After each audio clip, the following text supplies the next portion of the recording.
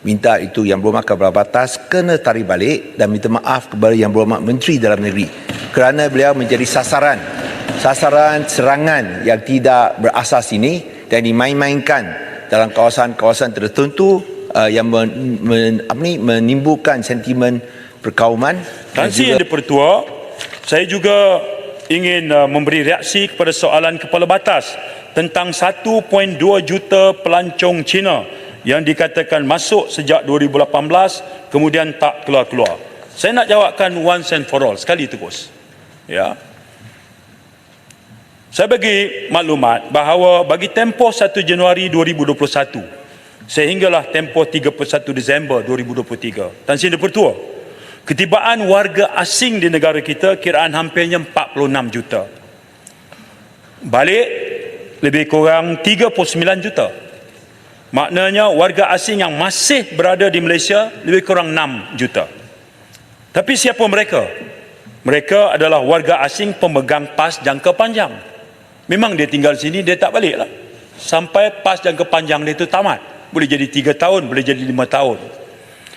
Baik, ada juga warga asing yang masuk kemudian terlebih tinggal, tapi kita buka program rekalibrasi, mereka daftar. Ini jumlahnya lebih kurang 1 juta. Ya, PAS jangka panjang lebih kurang 2.6 juta. Warga asing yang berdaftar rekalibrasi terlebih tinggal, tapi mereka daftar dengan kita, mereka munculkan diri, daftar, rekod immigration pegang. Warga asing yang kita tahan di depo immigration 12,000. Warga asing yang memegang pelbagai PAS, macam-macam ni PASnya. PAS lawatan jangka panjang, PAS ini termasuklah PAS lawatan iktisas, PAS lawatan sosial suami isteri kepada warga negara. Mereka warga asing, mereka berkahwin dengan warga tempatan, mereka pegang PAS lawatan sosial, PAS diplomat, PAS pelajar, PAS resident talent, PAS penggajian, PAS MM2H, PAS lawatan iktisas, PAS lawatan kerja sementara dan banyak lagi PAS. Ya, selama mereka memegang PAS ini ada tempoh mereka dibenarkan tinggal, jadi rekod mereka tak keluar. Jadi sebab itu saya nak sebut bahawa kita boleh jelaskan secara transparan terhadap perkara ini untuk kita tidak mengulang-ulang lagi berdasarkan kepada fakta yang tersasar.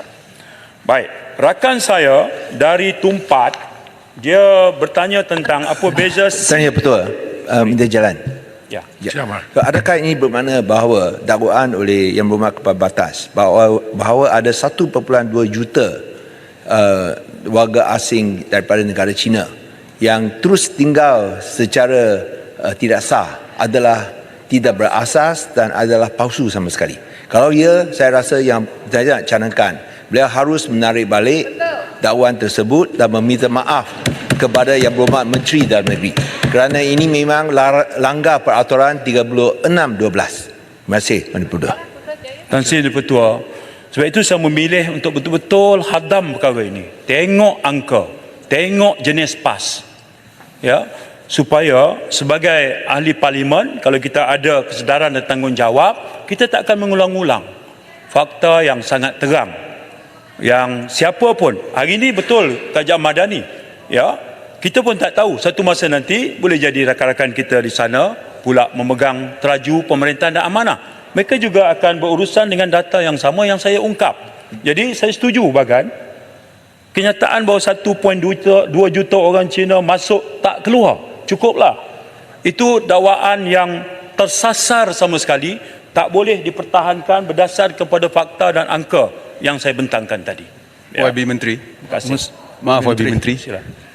Berkenaan dengan isu operasi tentang parti dan sebagainya, saya menghargailah apa yang telah dimaklumkan oleh YB Menteri tentang operasi yang dijalankan, dan juga data bahawa dalam lebih kurang 20% saja sebenarnya yang tak ada dokumen lengkap dan sebagainya. Cuma bila kita nampak operasi ini dilaksanakan, saya berharap bahawa kita jangan sampai tahap yang mana kita melayan mereka seperti tidak bukan manusia dan sebagainya. Kemanusiaan itu penting.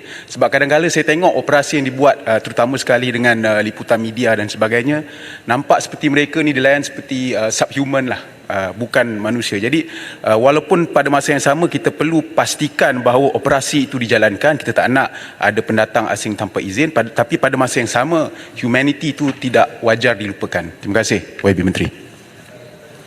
Sebelum ini minta maaf, point of order.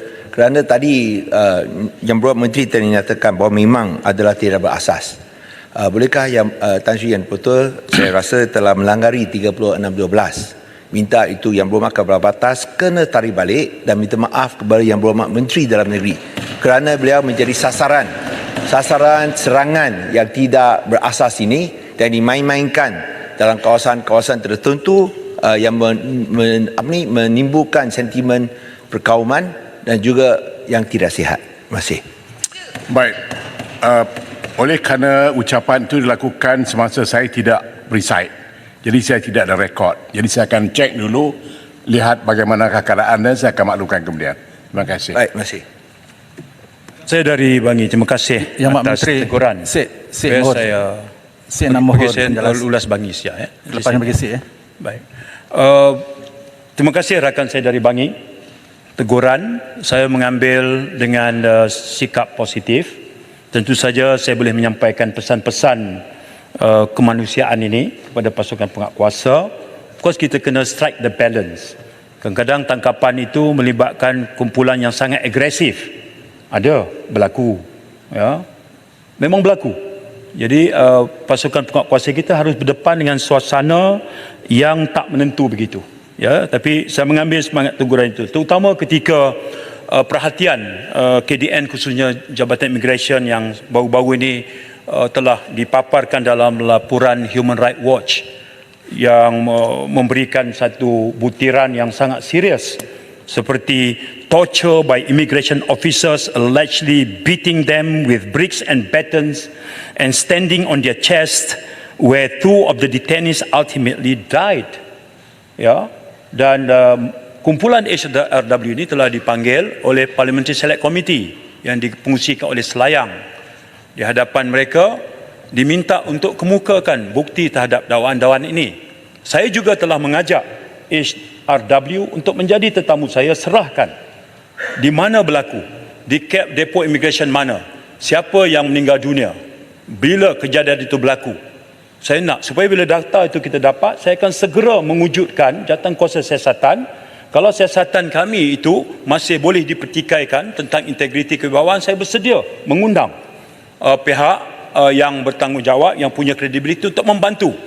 Ya, tapi suka saya sebutkan bahawa saya bertemu dengan HRW beberapa hari lepas, saya berjumpa dan saya mengulangi. Ya, kita nak tahu.